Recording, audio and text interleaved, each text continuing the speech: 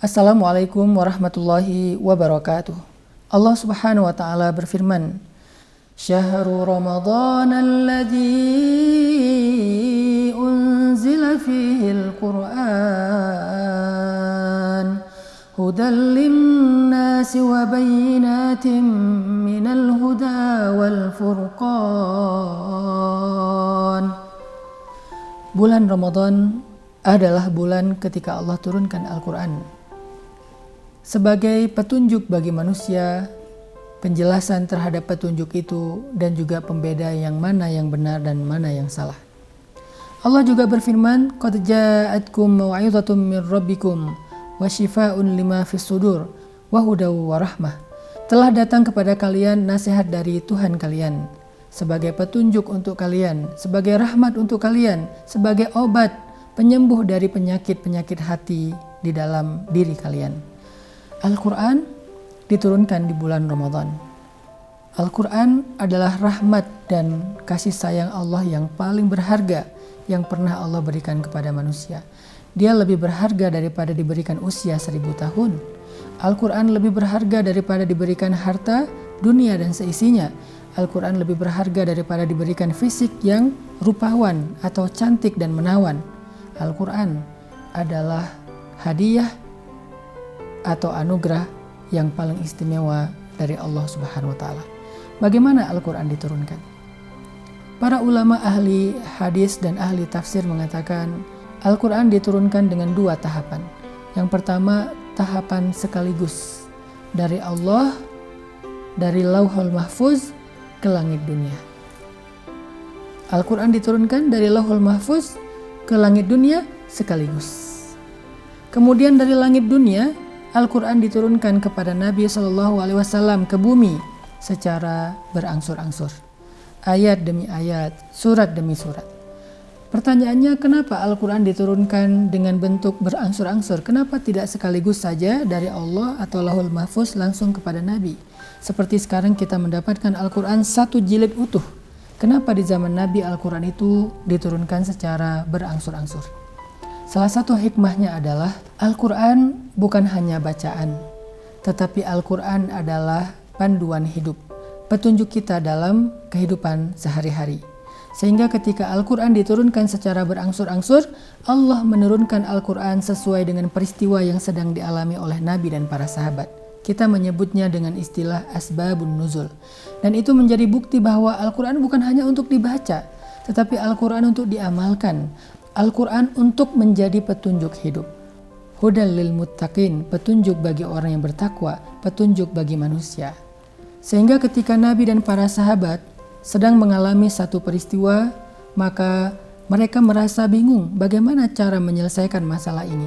Bagaimana cara untuk menghadapi masalah ini. Maka Allah turunkan ayat, Allah ajarkan Nabi dan para sahabat begini caranya. Itulah alasan kenapa Al-Quran diturunkan secara berangsur-angsur setelah dia turun sekaligus dari Lauhul Mahfuz ke langit dunia. Salah satu contohnya adalah ketika Nabi bersama para sahabat sedang bermalam di sebuah rest area, di sebuah oasis di tengah padang pasir. Lalu ketika subuh hari, mereka kekurangan air untuk berwudu.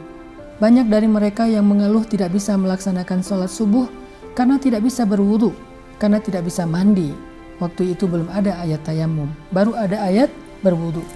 Maka dalam kebingungan seperti itu, Allah turunkan ayat kepada Rasul tentang tata cara bertayamum. Kalau kalian tidak mendapatkan air, maka bertayamumlah, bersihkanlah wajah dan tangan kalian dengan debu-debu yang suci.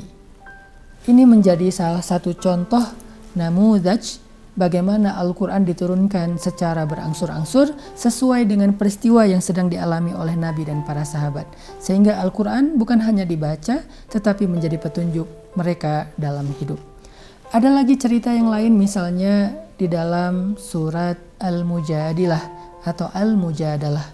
Pembukaan surat Al-Mujadalah berkisah tentang seorang perempuan namanya Khawlah bintu Tha'labah. Khawlah adalah perempuan yang sedang mendapatkan masalah rumah tangga. Dia diceraikan oleh suaminya dengan kalimat-kalimat yang tercela. Suaminya mengatakan, "Engkau bagi saya seperti ibu, artinya haram selama-lamanya. Seperti seorang anak haram bagi ibunya, maka suami Khawlah mengharamkan Khawlah bagi dirinya selama-lamanya. Engkau bagi saya seperti ibu saya, artinya talak yang tidak boleh rujuk lagi.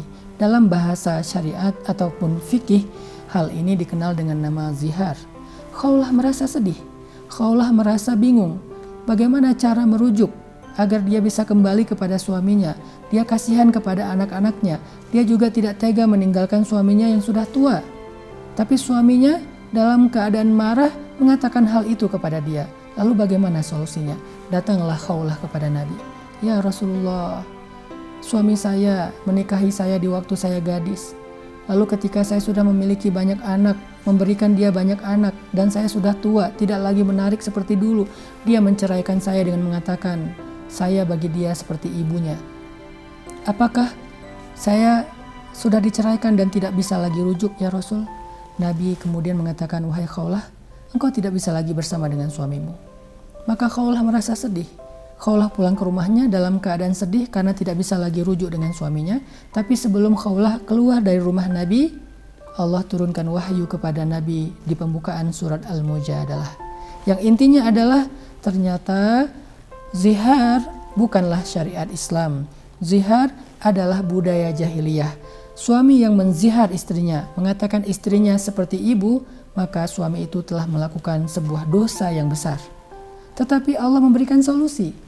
Jika suaminya ingin memperbaiki hubungan dengan istrinya, maka Allah menyuruh suami itu untuk bertaubat, yaitu dengan cara memberi makan orang miskin, jika tidak mampu adalah dengan berpuasa. Sehingga dengan syariat ini, akhirnya Khawlah bisa kembali rujuk dengan suaminya. Inilah juga namudaj, contoh lain bagaimana Al-Quran diturunkan sesuai dengan peristiwa yang dialami oleh Nabi dan sahabat, sehingga ayat tersebut menjadi petunjuk mereka dalam menyelesaikan masalah hidup mereka. Kembali kepada kita. Pelajarannya adalah jangan cuma membaca Al-Quran, tapi jadikan Al-Quran sebagai referensi hidup kita. Ketika kita punya masalah, tanya kepada Al-Quran bagaimana solusinya. Ketika kita bingung, tanya kepada Al-Quran mana pilihan terbaiknya. Mudah-mudahan dengan demikian kita telah menempatkan Al-Quran pada tempat yang semestinya. Barakallahu fikum.